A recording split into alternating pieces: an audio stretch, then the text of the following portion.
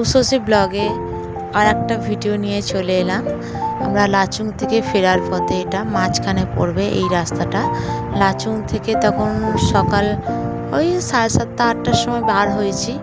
আর এটা মাঝখানের রাস্তায় একটু বললো ড্রাইভার দাদা যে চা ফা খেয়ে নাও, তাই এই ব্রিজটাতে এইখানটা আমরা চা খাচ্ছিলাম। আর ব্রিজটাতে একটু দাঁড় করি, বাবুর একটু ভিডিও করে নেওয়া হলো। তারপরে আমরা পেলিংয়ে পৌঁছে গেছি। এই দেখুন পেলিংয়ে এর বাবা চা বাগানের মধ্যে কি ডান্স। বেশি নিচে নেমো না, এই আর নিচে যেও না। ড্রাইভার দাদা বলছিল বেশি নিচের দিকে নামবেন না, কারণ যেহেতু এখানে কেউ ছিল না এই কারণে। তারপরে আমরা ভালোভাবে একটু ভিডিও করলাম, খুব মজা হচ্ছিল। এটা পেলিংয়ের চা বাগান।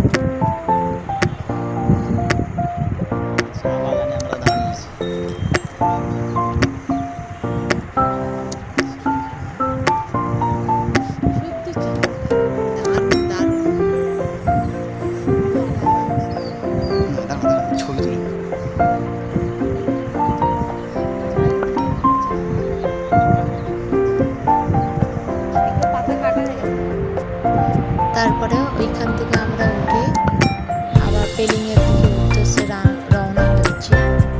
আর ওখানে শুধু চা বাগানের মধ্যে দিয়েই আমাদেরকে নিয়ে এসেছিল ড্রাইভার দাদা। খুব ভালো লাগছিল, খুব সুন্দর লাগছিল। চারিদিকে শুধু চা বাগান আর চা বাগান, দারুণ অপরূপ সুন্দর জায়গা বলে।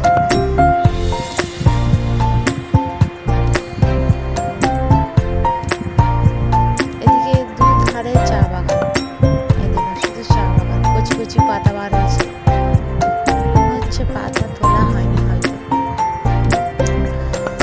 আর এইদিকে কিছু কিছু মানে এটা কারখানা, চা তুলে নিয়ে এসে এইখানেই কারখানাতেই করা হয়।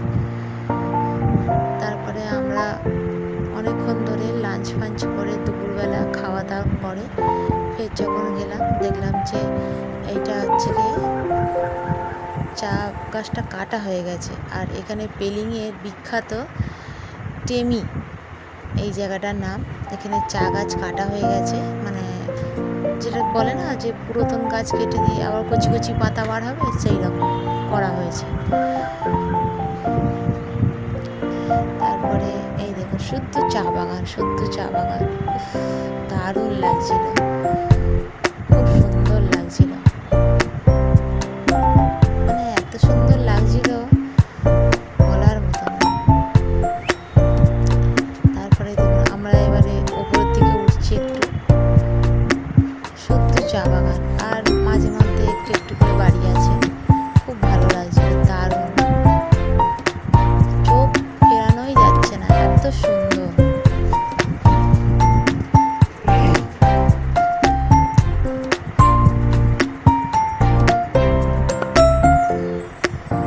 আমাদের ওইটা প্রায় অনেকক্ষণ সময় লেগেছিল পেলিংয়ে পৌঁছাতে। লাচুং থেকে প্রায় 8 ঘন্টা 8.5 ঘন্টা এরকম লেগেছে। কিন্তু রাস্তা খুব খারাপ ছিল লাচুং থেকে আসার সময়। যখন পেলিংয়ে ঢুকছি তারপরে এইরকম সুন্দর চা বাগান, রাস্তা এত সুন্দর পেয়েছি। আর নাহলে এত রাস্তা খারাপ ছিল, মানে সেই সময় তো ভিডিও করতেই পারিনি। আর এটা হচ্ছে শিবলিঙ্গর মন্দির, পুরো শিব ঠাকুরটা মেঘে পেলিংয়ে পুরো ঢেকে গেছে। শিব ঠাকুরটা বোঝাই যাচ্ছে না, এত মেঘ।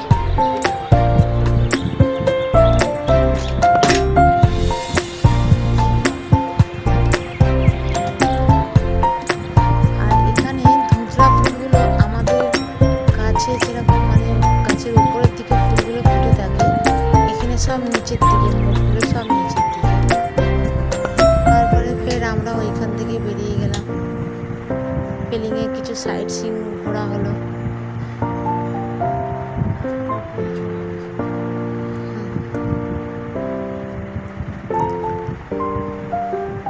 বেশ ভালোই লাগছিল, পেলিংয়ে পৌঁছে গেছিলাম। এবার এটা তার পরের দিন সকালে, নেক্সট ডে, কাঞ্চনজঙ্ঘা পুরো হোটেল থেকে দেখা যাচ্ছে, খুব সুন্দর, অসাধারণ। তারপর আমরা টিফিন করে আমরা বেরিয়ে পড়েছি পেলিংয়ের সাইড সিন দেখতে। কাঁচের ব্রিজ। এটা পেলিংয়ের কাঁচের ব্রিজ।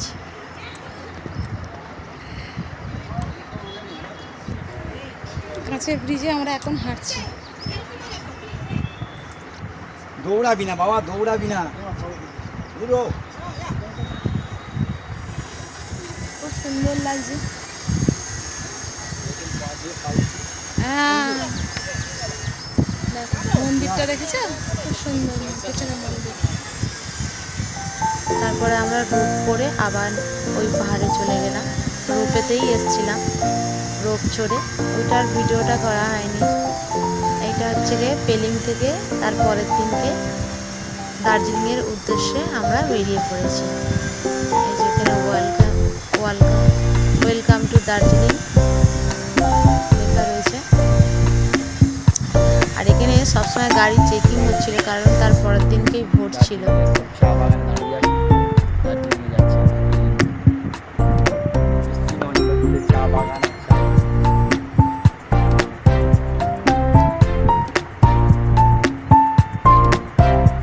দার্জিলিং মেলে দাঁড়িয়ে আছি। এই দেখো দার্জিলিং মেলে।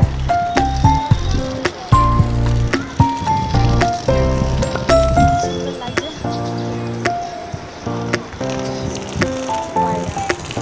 ওরা যাচ্ছে। পুরো মেঘে পুরো আচ্ছন্ন হয়ে গেছে। এই দেখো পুরো মেঘে মেঘ, বৃষ্টিও আসছে, কিন্তু ওর বাবা সেই চলে যাচ্ছে। যেতে হবে না, চলে আস।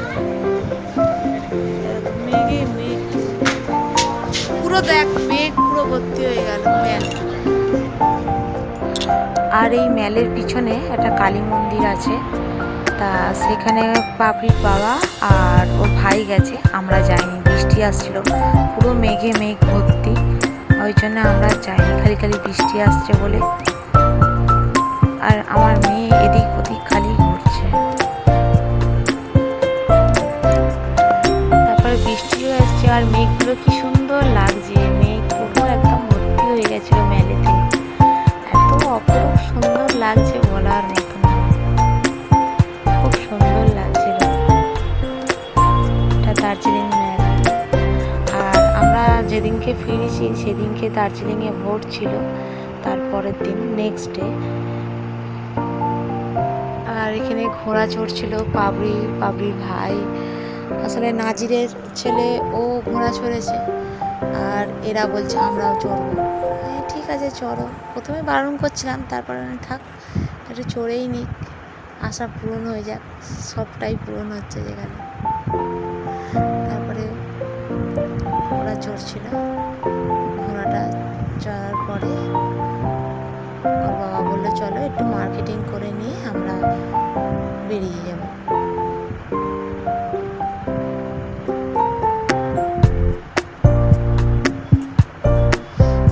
এটা নেক্সট ডে, তারপরের দিনকে আমরা যেটা কলকাতায় ফিরবো। আমরা সকালবেলায় বেরিয়ে পড়েছি, কারণ ওই দিনকে ভোট ছিল, রাস্তাঘাট কেমন কি থাকে সেই কারণেই আমরা তড়িঘড়ি করে বেরিয়ে পড়েছি। বলা যায় না ভোটের দিন, আর এটা তো আমাদের 3 মাস আগেই টিকিট কাটা ছিল, ওই জন্যে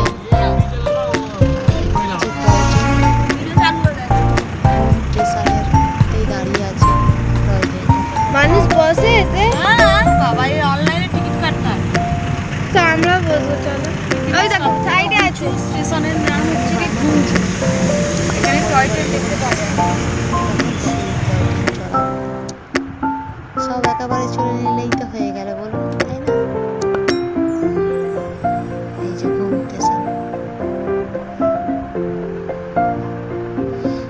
তারপরে ওখান থেকে আমরা বেরিয়ে এসেছি। বেরিয়ে আসার কারণ ভোট ছিল বলে আমরা ভয়ে ছিলাম, যদি কিছু ঝামেলা হয়। গাড়ি খালি চেকিং হচ্ছে, আর আমরা এই যে পাইন বোন দিয়ে ভেবেছিলাম একটু ফটো তুলবো কি একটু ভিডিও করবো, কিছুই করতে পারিনি। কারণ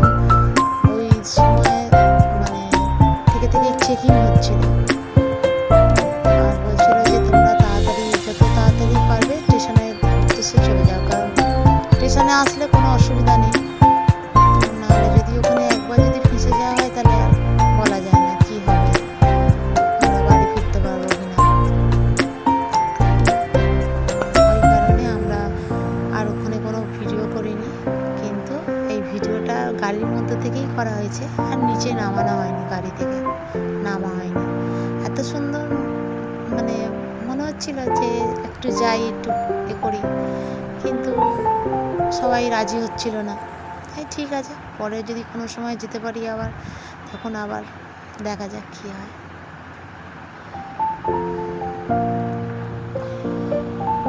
খুব ভালো ঘুরেছি, দারুণ এনজয়ও করেছি, খুব ভালো লেগেছে। কিন্তু দার্জিলিংটা একটা দিন ঘুরলে ভালো লাগতো, 16 আনা পূর্ণ হতো, কিন্তু আর কি করা যাবে, থাক, এটা পরের বারের জন্য।